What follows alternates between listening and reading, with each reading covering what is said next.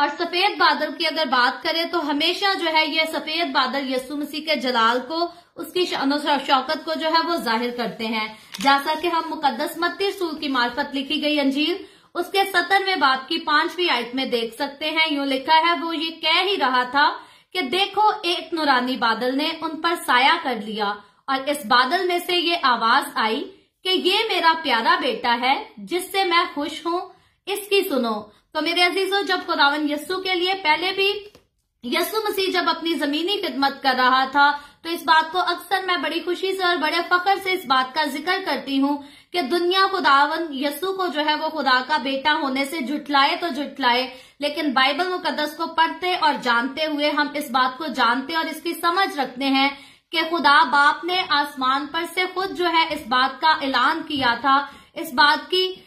लोगों को पहचान दिलाई थी कि यीशु मसीह जो है वो मेरा प्यारा बेटा है, जिसके लिए खुदा बाप ने ये भी कहा था कि मैं खुश भी हूं इससे। और दूसरी बात ये भी कही थी कि इसकी सुनो। और ये जरूरी यकीनी बात है कि यीशु मसीह के लिए जब सफेद बादलों में से ऐसी आवाज आई थी तो वो जलाली बादल थे और इनमें से बोल रहा था जो वो हमारा खुदा बाप है, जो यीशु मसीह के लिए उसकी शान शौकत का और जो कुछ उसकी सलाहियत थी उसका ऐलान करके अपने सारे लोगों को बताता है, ताकि लोग जो हैं यीशु मसीह पर यकीन करें और उसकी बातों पर अमल कर सकें। और यकीनन जब खुदा बाप ने आसमान पर से खुद कहा कि ये मेरा प्यारा बेटा है, इसकी सुनो, तो हमें उसकी सुननी भी चाहिए। और यीशु मसीह ने जब अपनी खिदमत की तो यीशु मसीह ने क्या सुनने के लिए कहा? यीशु मसीह ने कहा, राह और हक और जिंदगी मैं हूं, कोई मेरे वसीला के बगैर जो है वो बाप के पास नहीं जा सकता। तो मेरे अजीजों, बाइबल मुकद्दस को हम जितना पढ़ें, जितनी बार मर्जी पढ़ें,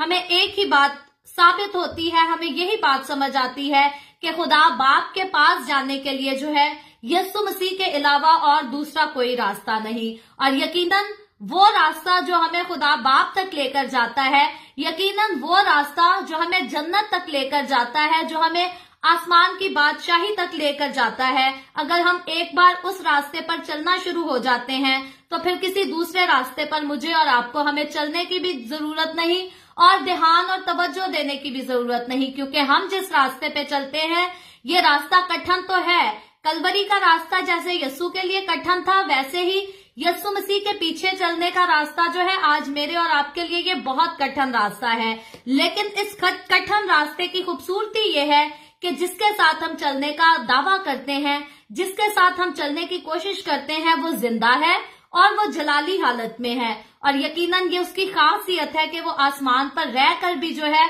हमारे साथ इस कठिन रास्ते पर चलता है और तमाम तरह की मुश्किलात में, दुखों, तकलीफों में हमें संभालता है, हमें हिम्मत देता है। और यकीनन आसमान पर जब हम उसके पास जाएंगे तब तो लिखा है कि वो हमारी आंखों के आंसू पूंछ देगा। लेकिन इस दुनिया में रहते हुए भी जब दुनिया हमें दुख देती है, तकलीफें देती है, सताती है, तो यीशु खुद जो है अपने लोगों के पास आकर उनकी आंखों के आंसू जरूर पहुंचता है। तो मेरे अजीजों, यीशु मसीह खुद जलाली था, इसीलिए जलाल के बादल उसी के लिए आते और उसी के लिए ऐसी आवाजें आती थी जिसमें खुदा बाप खुद इस बात का इकरार करता था कि ये मेरा प्यारा बेटा है, इसकी सुनो।